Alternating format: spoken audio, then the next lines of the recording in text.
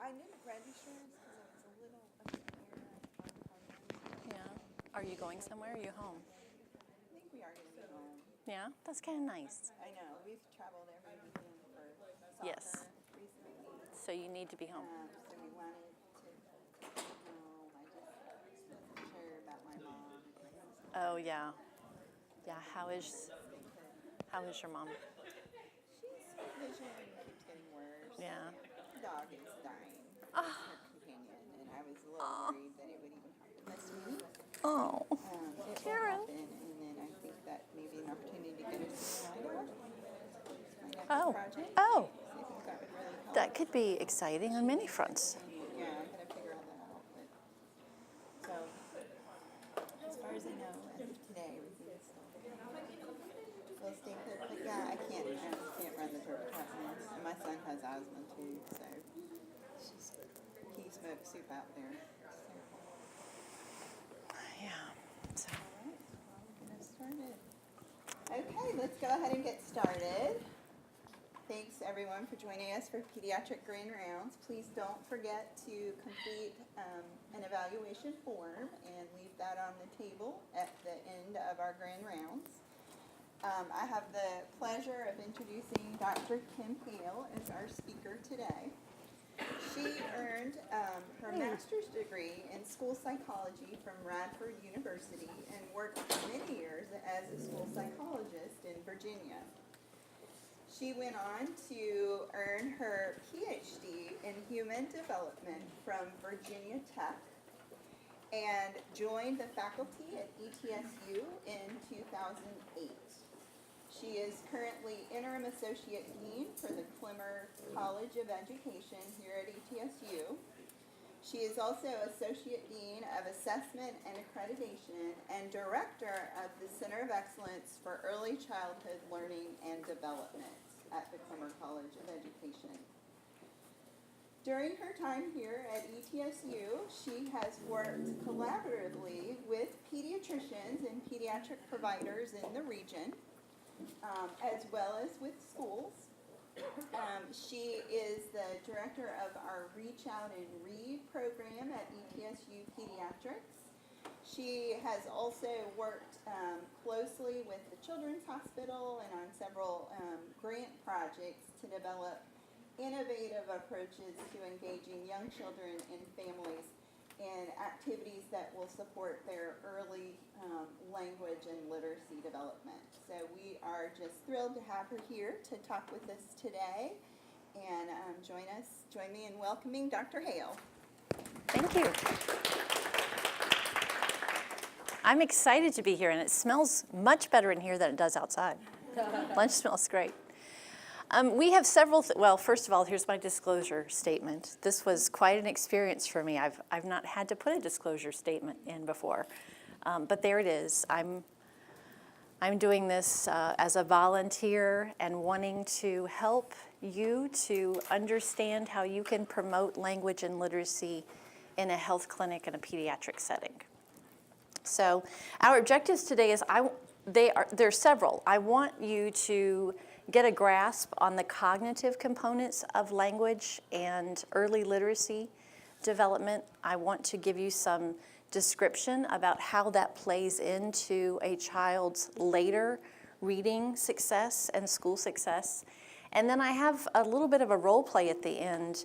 I have some strategies I want to tell you about that you can use in working with parents, things that you could do in the exam room to model for them ways that they can engage children with a book, different from reading every word on the page and beginning at page 1 and going all the way to the end.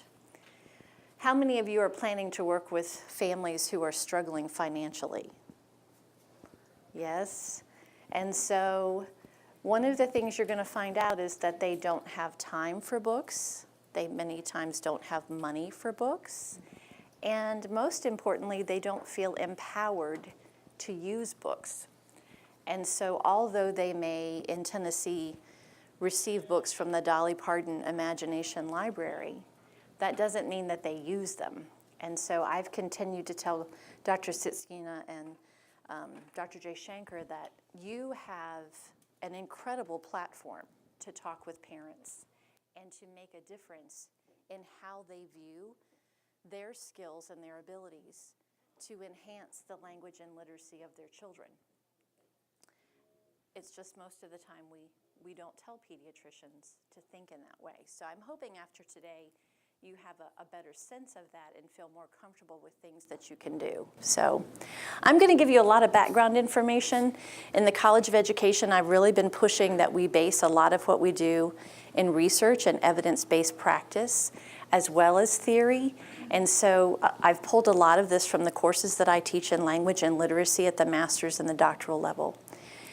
In 2000, Congress put together, actually it was before that, Congress asked researchers, what do we know works with teaching children how to read? And so a national reading panel report came out in 2000, and it said for kids in school, these are the 5 things that are really important when you're teaching reading. How many of you remember learning to read?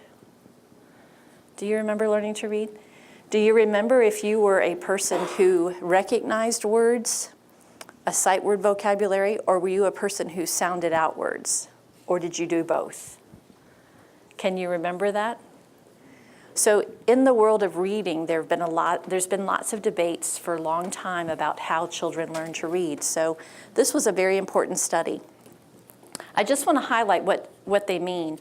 Phonemic awareness has to do with the awareness of sounds, the awareness of phonemes. It's very important for children to be able to hear and distinguish sounds and understand those differences before we get into the phonics piece, which is relating the sound to the symbol of a letter. So have you ever wondered why we engage in nursery rhymes and tongue twisters and wordplay? That's why. The more you can do that, the more children can distinguish sounds, and they can understand that bat, cat, hat, and pat all sound similar. And then when you start teaching them letters associated with sounds, they learn that you can change the symbol, and that changes the sound. But the hearing part is a prerequisite to the understanding the symbol-sound relationship. Fluency is the ability to read accurately and quickly with expression. Vocabulary is just knowing words, understanding the meaning of words. And we're going to really focus on that today because that's an area where I think you can make a big difference. And reading comprehension is our goal. We want everyone to be able to understand what they read. So there's a lot more that goes into reading than what we often give credit for. Several of you are going to, as doctors, you're going to have families come to you and say, my child can't read. My child's having trouble in school. And that could mean trouble in any of these areas. So this is the cognitive model of reading, and you can see all of the things that go into reading comprehension. I've highlighted the things that we've talked about today, and I really want you to look at this area. There's so much that a family influences as far as understanding vocabulary, the experiences that children have, and even the structure of the language and grammar that they use. And I know you're seeing that in practice. All of that leads into their comprehension of language and then reading. The reason I became so passionate about this, I was working in Roanoke, Virginia, and I had children who came to school not exposed to very much at all. I could teach them, or we could teach them to read as far as word calling. I could teach them to sound out words. They could read a paragraph. But when they got into 3rd and 4th grade, being able to understand what they read was difficult. And it stemmed back to the fact that they had not heard a lot of words. They hadn't been to a lot of places. And just because they could sound out a word did not mean that they understood what it meant. So when they go to take a 3rd grade test on reading, they didn't perform very well. It had nothing to do with their ability to read the word on the page. It had a whole lot more to do with the vocabulary, language comprehension, and reading comprehension. Also, they weren't very fluent readers because they struggled to sound out words that they had never seen or heard before. And so they often were not able to get through a reading passage as quickly as they needed to in order to answer questions. So what role can you play in promoting reading at home? I hope to give you several. There are lots of things that I could focus on today. I could teach you to pay attention to how children hold a book, to know if it's right side up and if it goes from front to back, if they know how to flip the pages, if they understand that there are pictures on the page or if there are words on the page, because print concepts, that's what that is, environmental print and print concepts. That's very important to learning to read. And you can tell if a child's been exposed to books by the way that they hold and treat a book. That may be something that you do in the clinic when you're a reach out and read person. I hope that you will be. And you hand that book to a child. You can analyze that. You know, we could talk about all the games you can play and the rhymes and the tongue twisters. But I really think what will be empowering for you and empowering for parents will be looking at what you can do to help with the vocabulary piece. And honestly, that's the part that we need, and when I say we, I mean in education, that we need the most help with. So learning to read versus reading to understand, that's two different sets of skills. In kindergarten through second grade, up to third, I don't know, our curriculum keeps getting more and more advanced. We are teaching children to read. Once they hit third grade, we're expecting them to read to understand. So you may see that a child struggles a bit starting in third or fourth grade for that reason. And sometimes parents are alarmed because their feelings in first and second grade were that their children were doing okay. You may have a child who's a word caller, which is what I just described, a child who understands how to sound out a word and understands the sound symbol relationship, but really they do not have a grasp on the meaning. Fourth grade slump, that's very much when children are not able to comprehend and they move into having to read social studies and science on their own, and math becomes word problems. And so you get into this academic slump in fourth grade. A lot of it will go back to vocabulary issues. The thing that I found out in Roanoke is very related to this quote by Susan Newman. I could work really hard, my teachers could work very hard, and we could teach children to read, but I could not stuff enough information into their brains at the age of 9 to get them to the point of comprehending everything that they needed to. So we have to start earlier. And honestly, that's why I left public education and decided to pursue a Ph.D. and work in a university setting, was to find a way to do that. So where does language and vocabulary development begin? In utero. Talking is so incredibly important. Interaction is so incredibly important. You know, language is a social activity. We generate language. It's infinite in what you can create with language. We know that there's a relationship between the quality of adult-child interactions and then the quality of vocabulary that a child has. We know that children learn to label objects, actions, and characters when adults label actions, objects, and characters. And we know that children become more verbal when adults use words and define words and talk about words in different contexts. So if you are reading a book or sharing a book with a child, and maybe there's an orange or an apple in the book, and then you were in the grocery store later and there's an orange or an apple, that's very important cognitively for them to make the connection. That's decontextualized language. So those things are important. How many of you see moms who are depressed? And do moms who are depressed, do they talk a whole lot? Do they have a lot of energy for interaction with their children? No, it's one of my top concerns, especially for families who live in poverty, and they have so many other struggles. The lack of interaction and the lack of language in the home is putting their child at risk for reading problems, significant reading and writing problems. We know that children who are behind in 3rd grade usually stay behind. As hard as we try to catch them up, it's just very difficult. There's one famous study that we talk about all the time. I would love to be able to replicate it. Hart and Risley in Kansas, they had 42 families. They started with families who had a 7-month-old child. For 2.5 years, they went into the home for an hour a month with a recorder and recorded the language in the home. And they analyzed this data after 2.5 years and categorized the language by nouns, verbs, adjectives, conversational turns. They looked at the number of words spoke per hour. They had purposely chosen families from 3 different SES levels: welfare, working class, and professional families.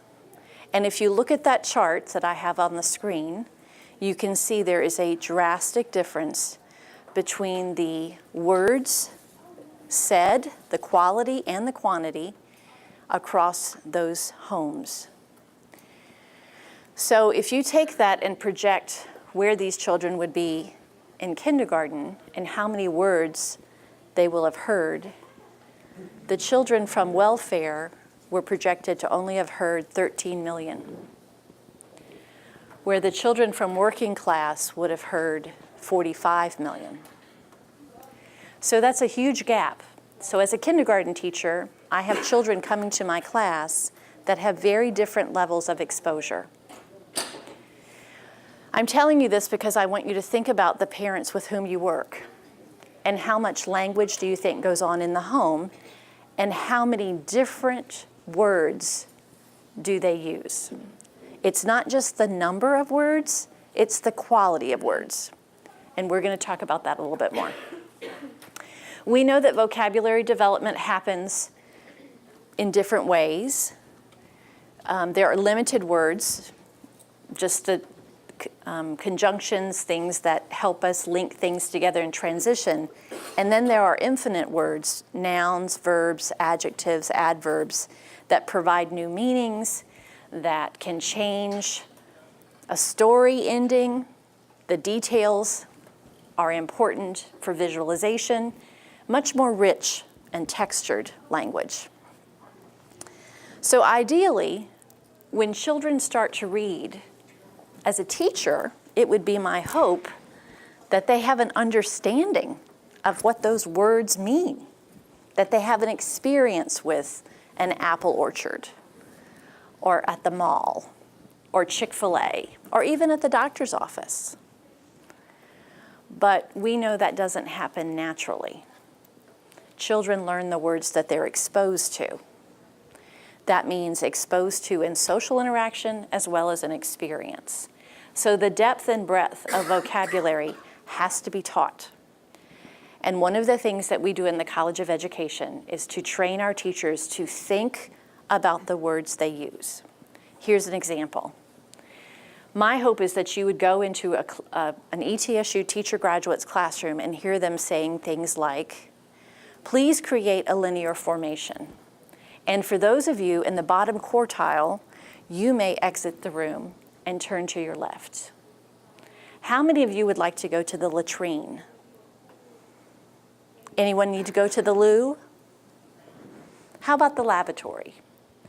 So not just using bathroom, not just using restroom, not just saying line up, using very different, rich words so that children understand what those mean. Was that your experience in school? No, not so much, right? Can you see how that would be important for children who are not exposed to a lot of different words? School would really open up a whole new world to them.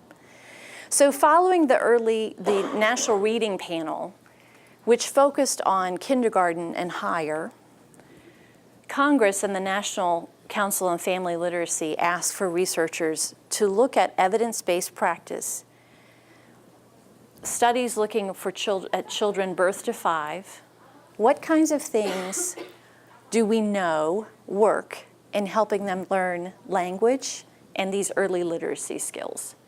Because our goal is not just to help the teachers starting in kindergarten, but really we need to help the parents and the caregivers, the Head Start teachers, when children are much younger, when the vocabulary is developing. So basically we wanted to know what skills and abilities of young children can we work with that will be related to and even predict their later success in school. And that was the number one question on that report. And the finding found a moderate correlation. There was some struggle methodologically to find studies, birth to 5, that they really felt they could put confidence in the results. But they found that these 5 things for children birth to 5 make a difference in their reading and writing later on. And I've highlighted number 4, oral language and vocabulary knowledge, because I want you to realize that this is not just my opinion, even though it was my opinion back when I was a school psychologist and I changed my career path, but research is really showing that this is an important thing for us to do for children, especially birth to 5. So they went further to look at the research and identify practices that we can do in those settings that we can engage in to actually enhance these skills. And again, I've highlighted 2 that I think will be very important for you that you could carry into your practice.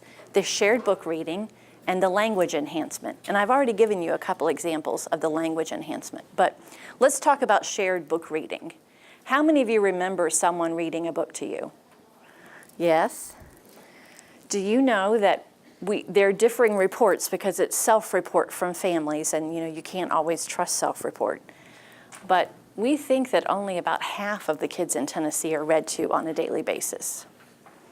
They spend way more time watching TV and playing video games. Shocker, right? Shared book reading is fantastic because there's a lot of emotional attachment, there's a lot of security, there's a lot of relationship stuff going on. But it's also pretty terrific if you can really learn how to share a book. And I know I've told Dr. Jayshankar and Dr. Sitstina, I try to always use the word share because so many of the families with whom I worked, they did not read. And if I told them, please read a book with your child every day, they did not feel empowered to do so. But if I said share, or if I said look at, and if I could model for them, it empowered them to do something that before they didn't feel that they could. I have several friends who work in the Tennessee Early Intervention System, and I ask, when you go out to homes, are you seeing that families are using the books from the Dolly Parton Imagination Library? And for the most part, they tell me, no. The book is new. Parents don't want it to be torn up. It's a gift. It's something nice. It's put on a shelf. It's not used. But if you, as a pediatrician, have the opportunity to talk about how important it is to share a book or look at a book, and even if you can model how to do that in that little bit of time that you see them, you are empowering them to do something that they have not felt empowered to do before. So we're going to talk a little bit about that, about how do you really share a book. In your memory, when you sat down to look at a book or read a book or share a book with someone, how did that typically go? Start at the front, page 1, read every word on every page, unless it was a really long book and mom or dad or grandma were tired and they tried skipping and you said, wait, you left out something? Read every word on the page till the end? Yeah. And have you ever tried to do that with a 2-year-old? Does that work very well? And so a lot of parents will say, I try to do this, but he or she, they're not interested. So I'm here to tell you that sharing and looking at a book doesn't mean starting on page 1 and reading every word on the page and looking at every page with you as the adult reading to the end. That's not what I'm talking about. I'm actually talking about interaction. I'm going to skip through some of these because I want to get to this point. I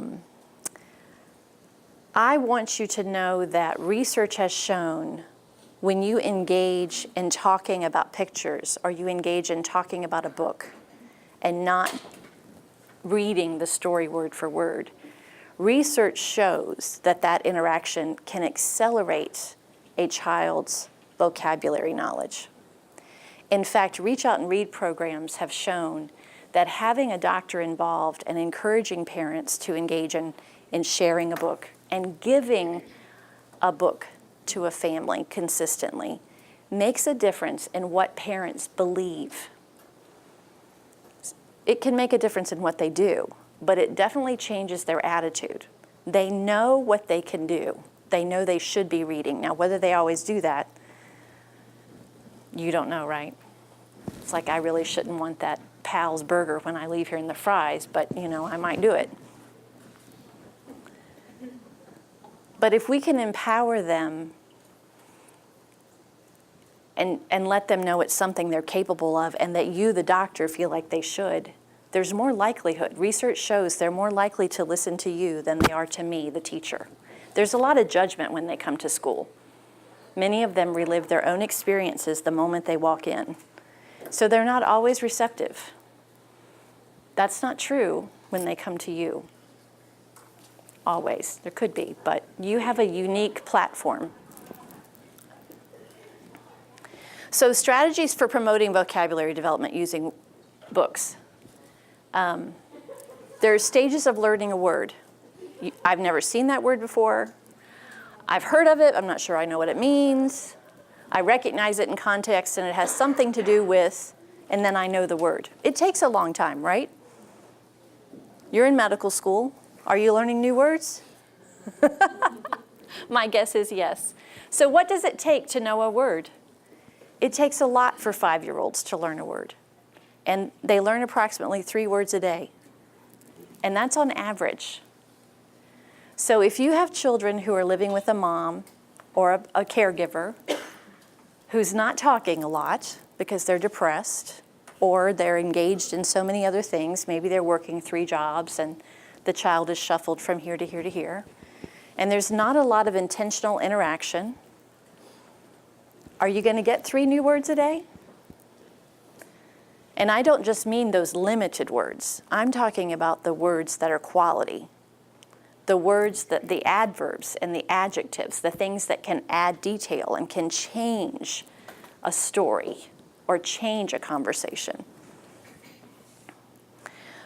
We don't know what it takes to get from stage 1 to stage 4 with kids, but we do know that there are words that kids learn faster than others.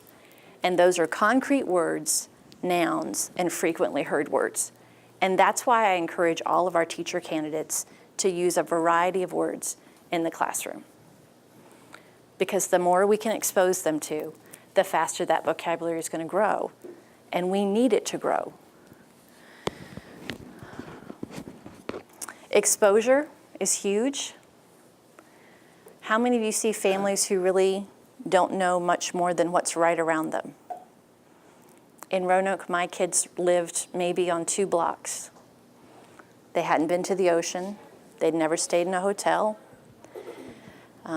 Lots of the tests that I gave, standardized tests, asked children to interpret something. Like there was one, it was a story that a little girl was telling. It was on a CD about, I get up on Sunday morning and I make breakfast and I go outside and I get it and I put mom's section on her side of the table and dad's section on his.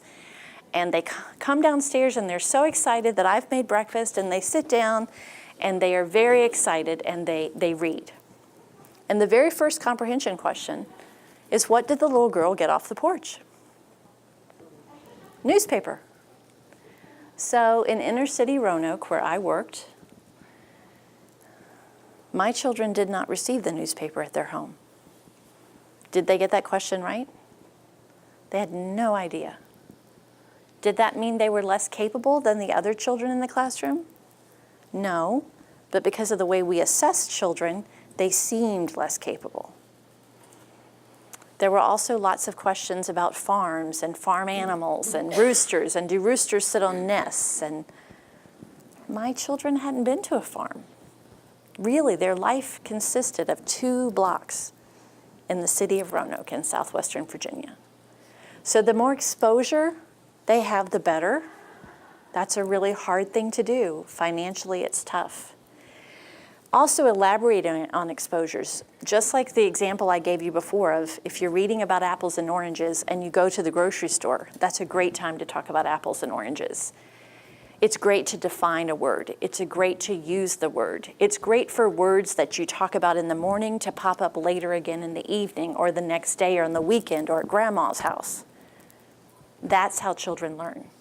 When teachers send home vocabulary lists for families, the hope is that families will use those words at home in a different way, in a different context.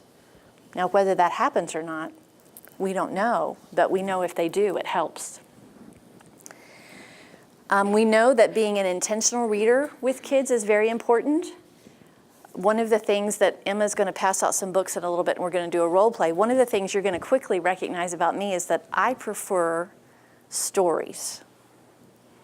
So I have like Pinkalicious and, Fanny and the Hats, but I'm a mom of a young man, and his favorite book to read was How Things Work. And I can remember saying, oh, come on, Andrew, let's read something else. Mommy doesn't like this kind of book. I want to read a story. So I learned quickly that I have a personal bias, that the books I pick out are pretty. It's usually a feel-good story. Lots of times it's a female character. So I try to teach teacher candidates that in their classroom, they have to have a variety. I'm hoping that when you become a Reach Out and Read provider and you're getting books, that you're providing a variety. Because reading for information, reading text that talks about facts and animals instead of fiction and fairy tales is just as important. And we are focusing on that more and more in the K-12 area.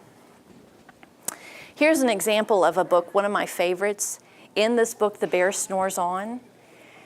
You can see that he's hibernating and he's in his den. But throughout the book, the words between den, cave, and lair change, interchangeable, so that children learn different words. So I try to teach my teacher candidates to be intentional about the books they pick out having a different quality of language on the inside. I want you to be able to do that as well. How many of you are parents in here? Have you thought about this before? Are you thinking about the books you have at home? So Christmas is coming up. You need to pay more attention, be intentional, buy things that have quality words in them.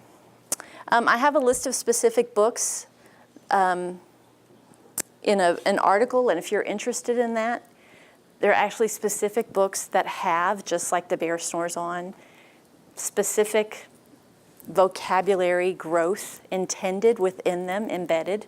I'd be glad to send that to you for your own library or for your Reach Out and Read library. But the most important thing I want to teach you today is about dialogic reading. And this is the research-based practice that has actually been shown to increase vocabulary skills of young children. Starting at the age of 2 and really going up to about the age of 4, we've been able to show that when parents or caregivers or teachers engage in this practice, it helps their vocabulary grow faster than children who are not engaged in this. And it's something that we teach our early childhood majors and our pre-K3 licensure teachers to do all the time. It's not a natural thing to do, so pay attention. Just remember car, because that's going to help you. So this was, I guess it was discovered, it was, the term was coined, the practice was highlighted, and then there was research by Grover Whitehurst, who then became the leader of the IES, the Institutional Sciences of Education, where we get a lot of our federal, it's like your NIH. We get a lot of our federal funding from IES. The goal is to make a child an active participant. So this idea of reading from page 1 to the end is not an active participant episode with a child. When teachers and parents learn to do this, their goal is for the child to talk more than they are talking. Does that violate everything that you think of when you think about reading a bedtime story? But that's the goal. So it's not a come here, sit down, be quiet, and don't move until I get to the last page, which is a lot of what your parents are going to be thinking that reading a book means, right? So it's really great to be able to model some of this. So CAR stands for comment. The A in CAR stands for ask questions, and the questions need to be open-ended questions. Not factual, not just one answer, like, what's that? No. More open-ended, because remember, your goal is for the child to talk more than you are. And then you have to respond and wait, and wait, and wait. So in this research-based strategy, you have to remember that the goal is not for you to talk. Adults have a very hard time not talking, especially if you're thinking, well, I have to read this book. Uh-oh, what did I do? Okay, so when you're commenting, you're watching a child look at a book. You're watching them look at a picture. Even a 2-year-old can sit and look at a picture, even if it's briefly. And then you make a comment based upon where you think they are gazing. Maybe because you know the child and you know their interest, or maybe just because you know that most kids are going to look at the dinosaur on the page. But you make a comment. Maybe the child is going to repeat your comment. That's fabulous. Maybe if you wait long enough, they will say something else that you're not expecting them to say, especially toddlers that are just learning. If you give them time, they may say more than what you think they're going to. And if you can relate that to your life, to their life, to something outside of the book, to make it decontextualize. So this is a picture from Jump Frog Jump by Robert Kaplan, I think is his name. And most children, when they look at this, they say, fish. You can see that, right? As a parent, you could say, oh, orange. That's an orange fish. And you could see what else that they could talk about, because there's a lot on this page to talk about, right? I mean, even if they're 2, they could say snake, they could talk about the frog. If they're older, they may express like concern about the snake. Maybe they're going to talk about the frog's emotions, and then you can say, do you ever feel scared? Have you felt scared? When have you felt scared? What do you think's happening in this picture? What do you think's going to happen next? I don't have to read the whole book, Jump Frog Jump. I can just make a story out of this whole entire page. Couldn't you? That's what dialogic reading is about. So when you think about parents who come to you and they're not strong readers, they don't have confidence to read, if you can show them, if you can take a book that you're giving them and open it and say, watch this. I'm going to talk with your child about this book. We're going to share a book, or we're going to look at this book. And if you remember CAR and see what happens, and then look at the parent and say, that's all you need to do. Talk about the pictures. Ask good questions. And at a Reach Out and Read practice, you see these parents a lot, and you're giving them books a lot. And so as you see them throughout time and continue to remind them and model, hopefully, and research shows that you do, you make a difference in how often that they read and their attitude towards reading. And their children actually learn more words because they're not engaged in this sit down and be quiet kind of thing. I've already modeled some open-ended questions for you. What do you think is going to happen? What's happening here? What do you see? Tell me about it. Instead of show me the frog, show me the snake. because those are very closed comments and they don't encourage conversation.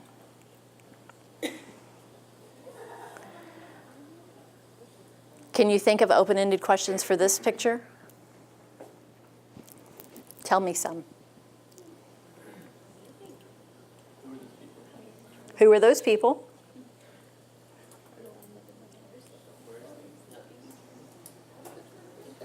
How did the turtle get there? What happened to the turtle? How is that turtle feeling? Do you see how much thought you have to put into that instead of saying, show me the net, show me the frog, show me the water, right? So it's a little bit different. It takes a little of thought.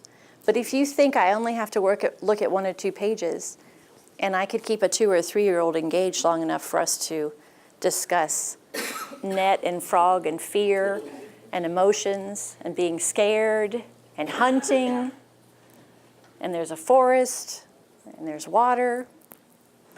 Okay, yes? Add any point of the things of just naming them in terms of just learning the word? No, I think that's great. That's a great question from Dr. Wood. It is great to label, especially when I told you that labeling is important.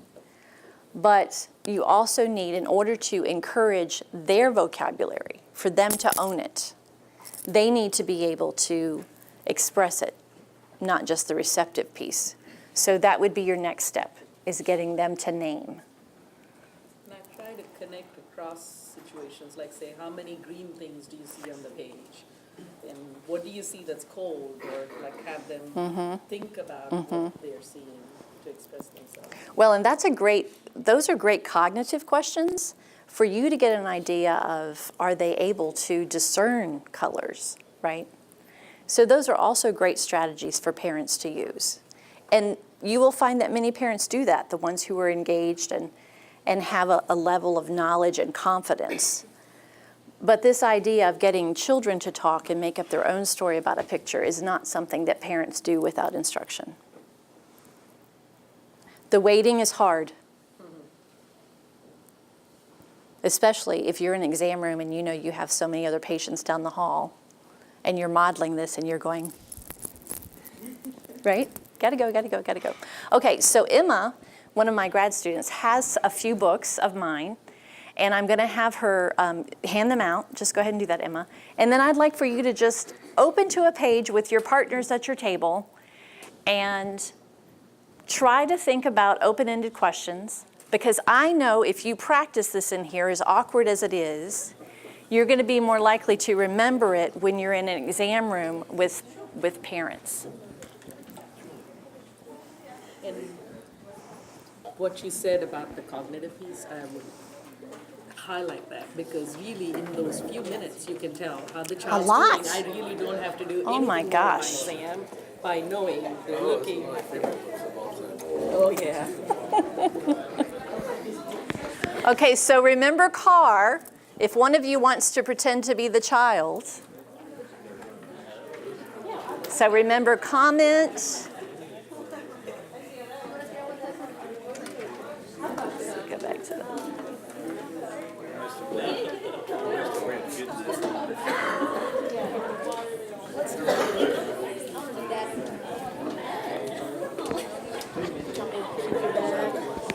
Do you want me to keep your bag? Yeah, until they're because they'll just leave them on the table and we will. Thank you, Emma.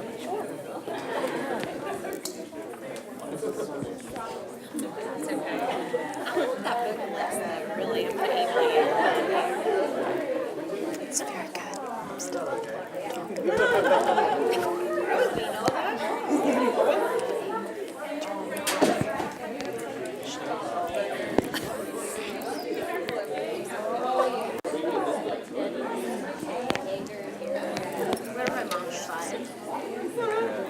see if they were comprehension questions. back in the old days. I know.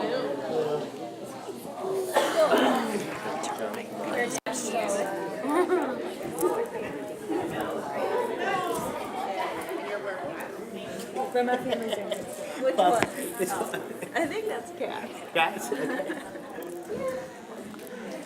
Well, how's the open-ended going? Yes? Yeah. Did you master it? What are those? Are those paintings? Like paints?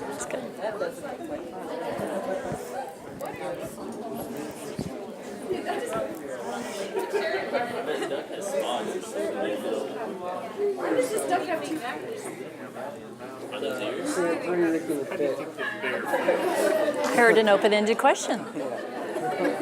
Yes?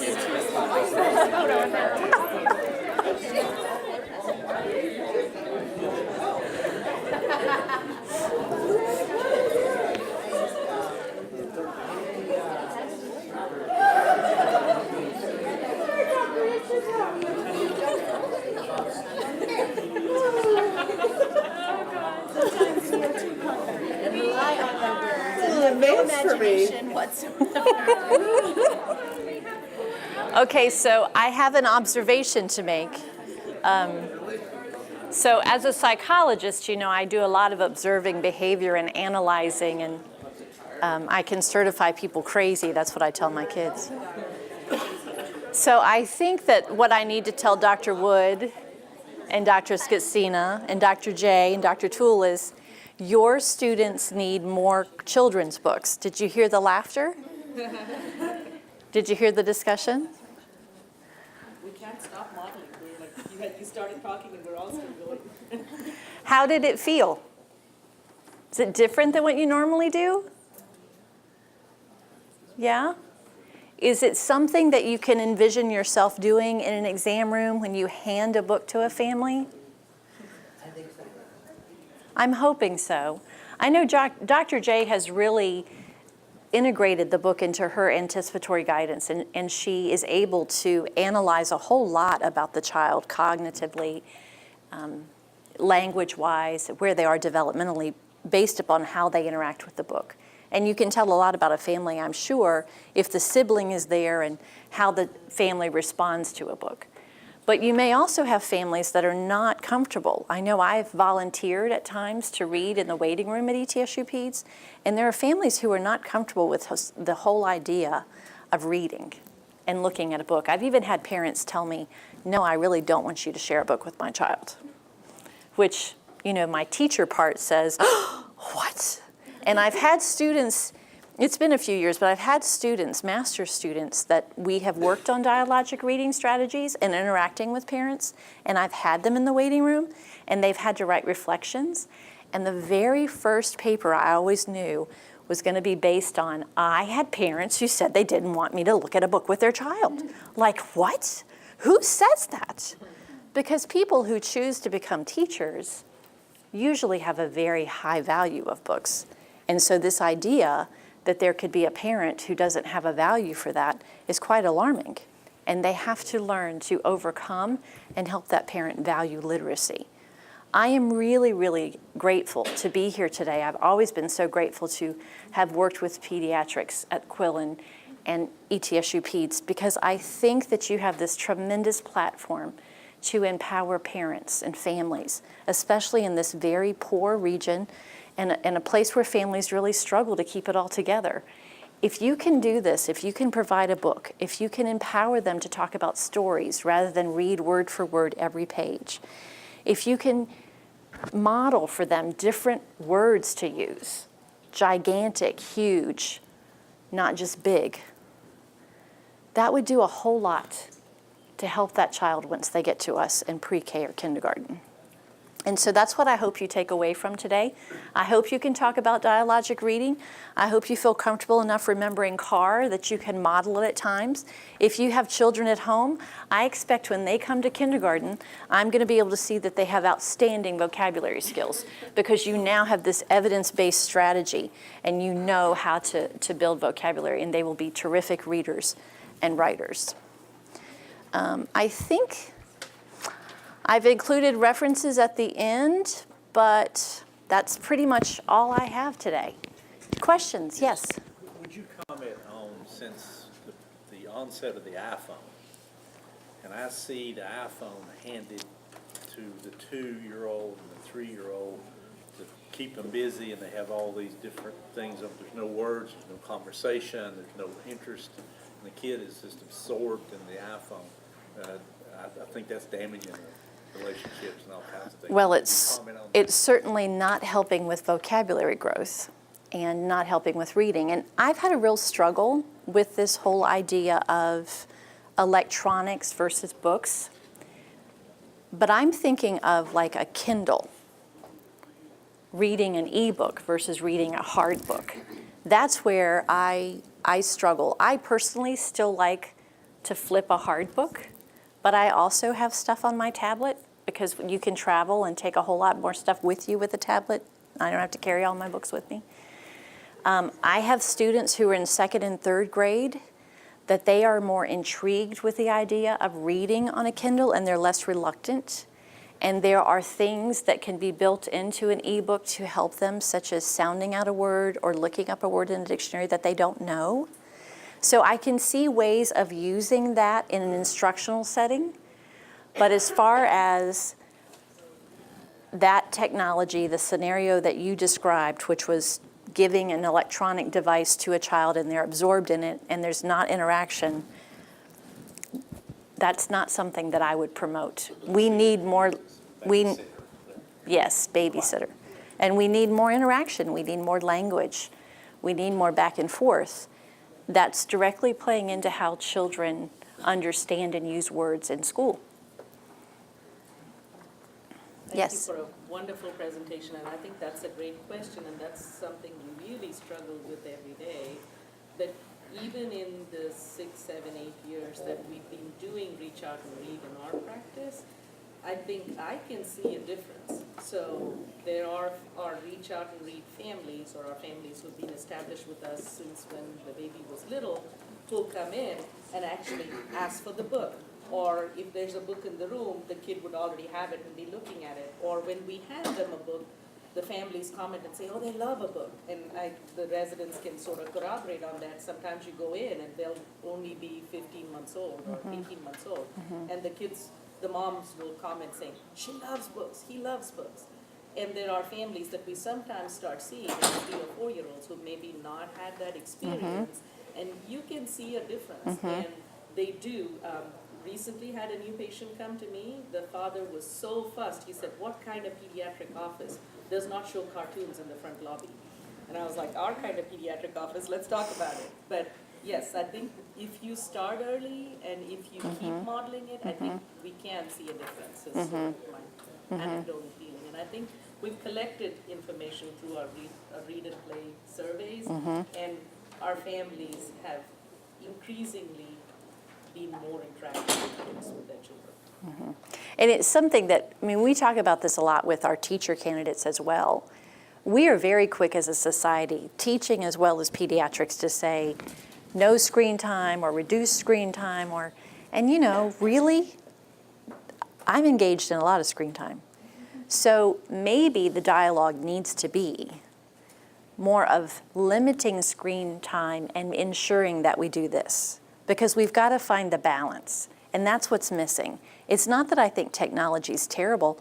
We use a lot of technology in schools, especially for children with disabilities. It's really enhanced their life, but that's not the only thing we do, and we're not allowing that to replace human interaction and conversation and the use of language with others.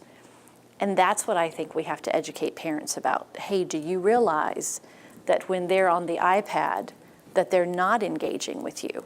I mean, I have nephews who were at my house this summer. They were 2 and 4, and they threw temper tantrums for their iPad.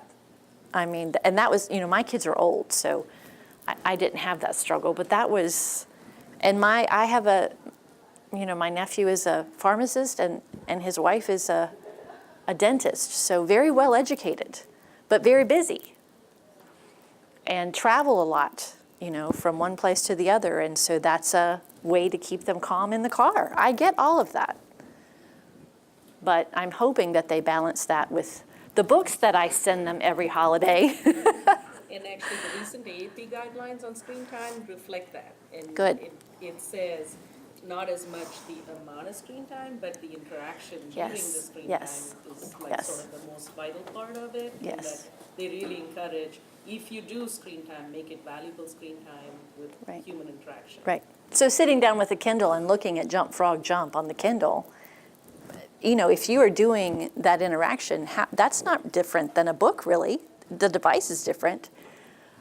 But the device tends to keep people from interacting. Isn't that true? As I walk across campus and see my students doing this right next to each other, probably texting one another right next to one another. And so that's the thing I think we have to work on. So, any other questions? We would love to get that list of books. Yes, I can from do that. you, and I can have that sent out to everyone. Yeah, that's terrific. Those would be great gifts for the ETSU peds. It'd be great gifts for your family. Be great gifts for friends. I just thought of something, if any of you want to give the clinic a Christmas present, we would really love books from that list as Christmas presents for the clinic. So we're gonna do a Christmas present drive. That'd be great. That's a big struggle, is keeping books in the practice for you to give away. But what a joy when you can do that. Any other questions? Thank you so much. Please let me know if you have questions. My email is my last name, Hale, Hale, KD @etsu.edu. But I appreciate you being here, and I've now passed the torch. Go out and develop vocabulary.